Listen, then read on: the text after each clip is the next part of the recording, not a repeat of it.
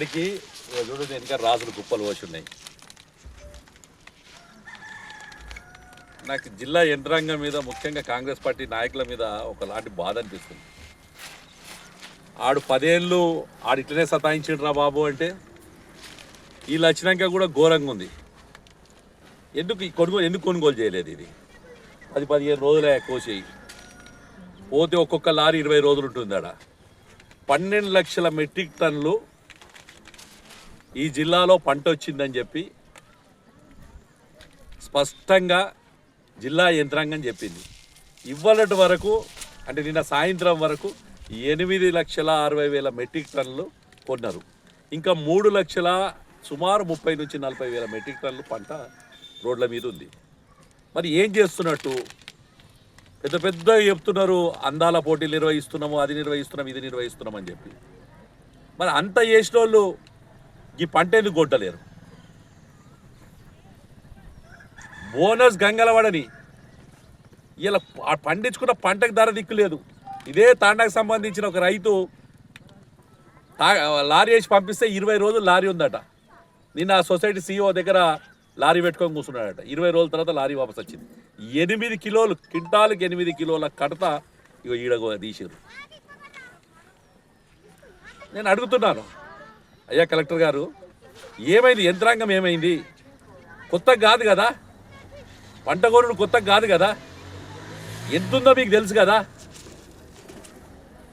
10 రోజుల నుంచి ఆ అధ్యక్రమం వేసిన ఆయన 10 రోజుల నుంచి ఉన్న పండించిన పంటను ఆన్నే పెట్టుకొని దాన్ని రోజు అటు ఇటు దింపుకుంటే ఇంటి పాది ఈడు ఉంటే ఆడిచ్చే బోనస్ ఏం సరిపోతుందని అడుగుతాను నేను. ఇవాళ ఫస్టే కొన్నావు అనుకో, పచ్చి మీద తీసుకపోయినా కానీ రైస్ మిల్లోడు 2 కిలోలో 3 కిలోల కడత తీసుకొని అతనే ఇస్తుండే కదా. నువ్వేదో బోనస్ ఇస్తా అని చెప్పి రైతులు లాగం చేసుడు. కాకపోతే ఇది ఏంది కాదు, ఇది ఇందల్వాయి విలేజ్. ఈడ చాలా మటుకు పంట పోయిందని సంతోషంలో ఉన్నట్టు మేము రూరల్లా. కానీ దుర్మార్గంగా మొదటిసారి కొనుగోలు కేంద్రాలు కాంగ్రెస్ పార్టీ నాయకులకు కార్యకర్తలకు అని చెప్పి ఇప్పటివరకు చాలా సంవత్సరాల నుంచి నేను కూడా రాజకీయాల్లో ఉన్న ఒక 20-30 ఏళ్ళ నుంచి ఉన్న కొనుగోలు కేంద్రాల్లో ఎప్పుడు కూడా రాజకీయాలు ఉండకపోతుండే. సొసైటీ వాళ్ళు కొంటారు, లేకపోతే IDCMS వాళ్ళు కొంటారు, ఐకేపీ వాళ్ళు కొంటారు అనుకుంటుండే. మొదటిసారి చూస్తున్నా అటు సుదర్శన్ రెడ్డి ఇటు భూపత్ రెడ్డి ఇద్దరు తమ కార్యకర్తలకు కొనుగోలు కేంద్రాలు కావాలట. అదేందో విచిత్రంగా చెప్తున్నారు కదా. ఈ పంట నష్టపోయిన ఈ రైతుకు ఎవరు కాపాడతారు చెప్పు?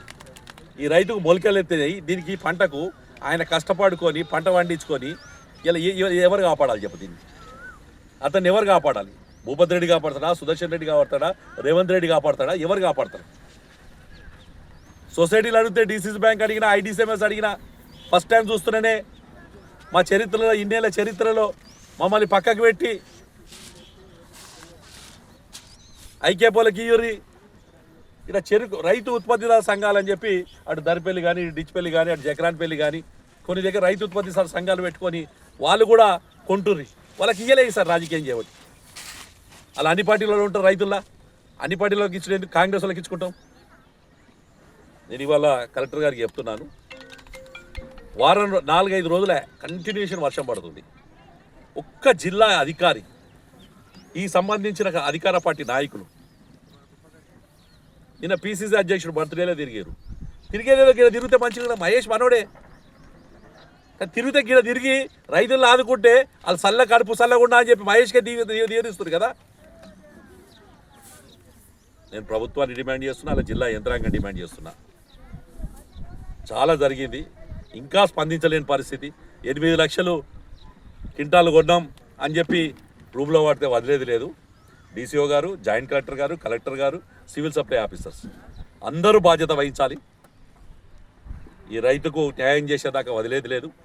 ఎవరైనా సరే, అది ఎమ్మెల్యేకైతే ఆ 2 ఎమ్మెల్యేలకి గెలిచిన 2 కాంగ్రెస్ ఎమ్మెల్యేలు ఎంత తక్కువ మాట్లాడకుండా మంచిదంటారు రైతులే. చాలామందిని చూసిరు వాళ్ళు. ఇదే నియోజకవర్గంలో మండ వెంకటేశ్వరరావుని చూసారు, కేశపల్లి గంగారెడ్డిని చూసారు, లలితని చూసారు, బాజిరెడ్డిని చూసారు, చక్రధర్ కాడికే పడితే ఈ దాకా చూసారు. కానీ ఇసుంటి ఎమ్మెల్యేని మాత్రం చూడలేదు. ఏం చేస్తున్నావు? ఏడ తిరుగుతున్నావు?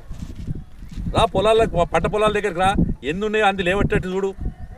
కానీ అది వదిలేసి కేవలం నీ చుట్టూ తిరిగేటోళ్లకు నీకు కడుపు నింపుకుంటే మంచిదే. భూపతి రెడ్డి గారు, సుదర్శన్ రెడ్డి గారు, మరొక్కసారి జిల్లా కలెక్టర్కి డిమాండ్ చేస్తున్నాను. ఈ జిల్లాలో 3,30,000 క్వింటాల్ అంటే 3,30,000 క్వింటాల వరి ధాన్యం ఇంకా కూడా కొనుగోలు కేంద్రాల దగ్గర ఉంది. దాన్ని మొత్తం తీసుకొని రైతుల్ని ఆదుకున్నాడు కాదు, మీరు చేయబట్టి ఆగమైన రైతు ఆదుకోవాల్సిన అవసరం లేదు. ఇలా మీరు చేసిన శాతకాంతనంతో మూర్ఖత్వంతో ఇలా రైతు రోడ్డు పాలవుతున్నాడు.